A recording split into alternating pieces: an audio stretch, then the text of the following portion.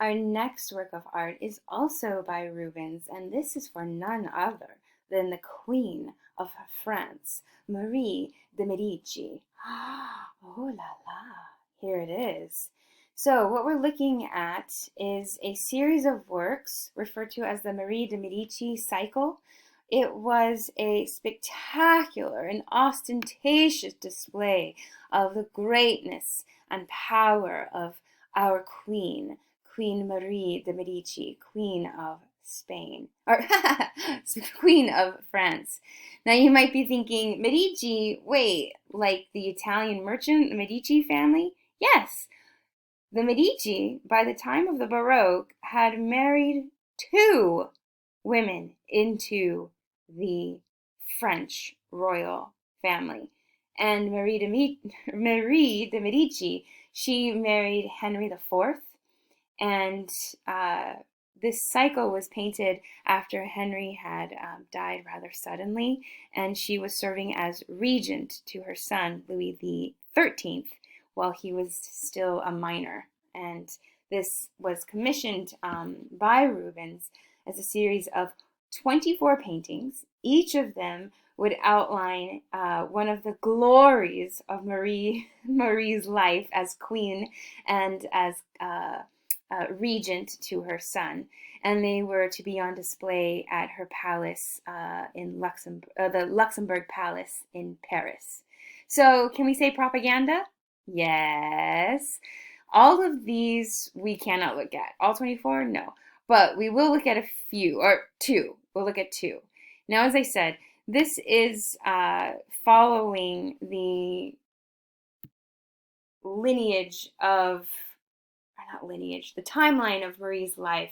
And this was all to serve to support her status as the queen and as the regent or the person in charge while little Louis XIII grows up. Now, this is the one that's in your textbook, The Arrival of Marie de Medici at Marseille. But I want to show you the one just previous to this, which is, where is it? Here it is. We'll go back and look at that one. But in terms of a timeline, I should show this one first. This is Henry IV receiving the portrait of Marie de Medici. So I told you, she marries the King of France, Henry IV. This painting is showing how they met or how he agreed to meet her and then marry her. It's fantastic. What we have is Henry, and he is being shown an official portrait of Marie by none other than Cupid, god of love, and with him is Hermes, the messenger god, and he's looking at this portrait like, and then behind him we have a personification of France.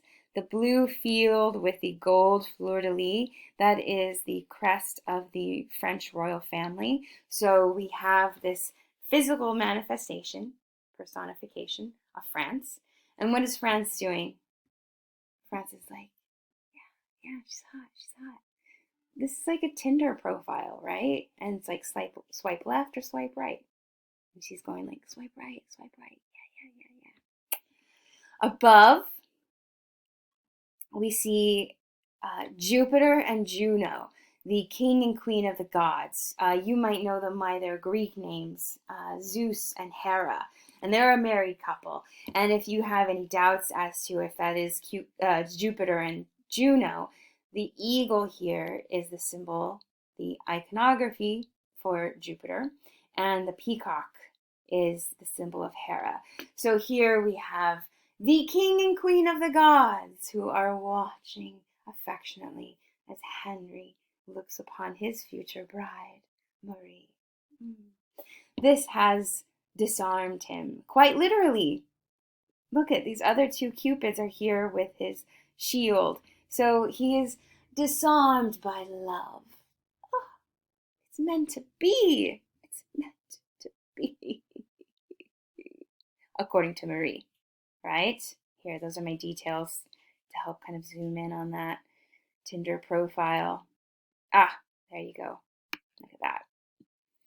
The fleur-de-lis of France, there's our personification of France.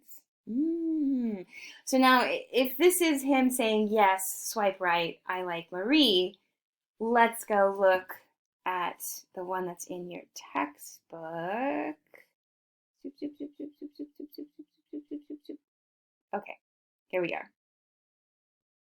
There's Marie, and there is Marie. Now, as the title states, this is the arrival of Marie de Medici at Marseille. Marseille is a port town in southern France. So we see the barge has just made dock, and she is walking onto the French soil for the first time. We see below her that mermaids, and none other than Neptune, god of the sea, has arrived to wave her goodbye fair wishes. Oh, talk about drama. Yes. Now, this detail here I include because if you're familiar with the lineage of the Medici family, she, Marie de Medici, is the, oh goodness, granddaughter of Eleanor of Toledo, who was married to Cosimo de Medici, the Grand Duke of Tuscany. So here we have the Duchess of Tuscany, her granddaughter, Marie de Medici, marrying into, boom, boom, boom, France. Whew, I know. Let's go look at some of these details here. So, if we were to recognize our figure, look at that. Same figure with the blue field and the gold stars, that is France. And what is France doing? What is France doing in this painting? France is literally welcoming Marie with open arms. Oh, welcome, Marie, welcome. We are so happy to have you here in France. I should say that. We are so happy to have you here in France. Welcome, welcome. Oh. So France is welcoming her literally with open arms. Oh, wow, that's great. Now, to connect to her lineage, check out the crest on the ship. The ship has the distinctive Medici crest. The crest of the Medici is defined by these orange balls, and as both a Medici and Queen of France, she gets to add the herald or the gold fleur-de-lis on the blue field. What a fantastic display of power. And there's your vocabulary word. We've already looked at it before, but just to kind of drive it home, propaganda. So what we're seeing here in these series of works is her saying, trust in me. This has been divined by the gods, the god of marriage, Hera, Jupiter, and the goddess of marriage, Juno, and her husband, Jupiter, and Cupid, and it has disarmed Henry. And then I came here on this fantastic barge, pulled into port, and was welcomed open-armed to France, by France. Look at that.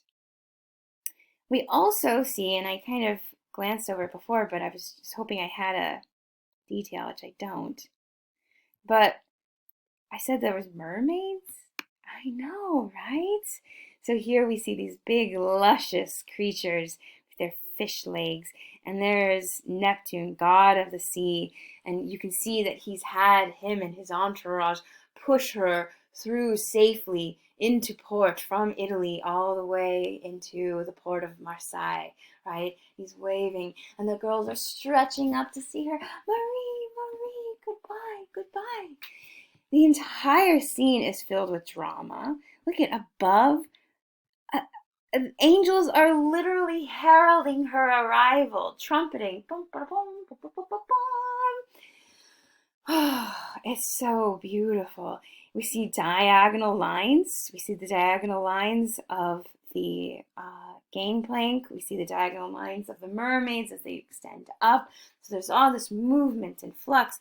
Look at France. This way, France is at a diagonal line. Everybody seems to be in motion except for Marie. She is perfectly straight, vertical. Now let's think about our connection to diagonal lines. A diagonal line is unstable. It wavers. It's in flux. Those are not things you want from a leader, a ruler. You want a ruler to be calm, level, firm, stable. So that's what Marie's doing here. All of this hubbub is happening, and yet she maintains this composure. Because this is propaganda. This is painted at a time, and she is regent. They need to be trusting her to raise Louis XIII, and they see her as this level, calm, cool, collected leader. Ooh, hoo, hoo.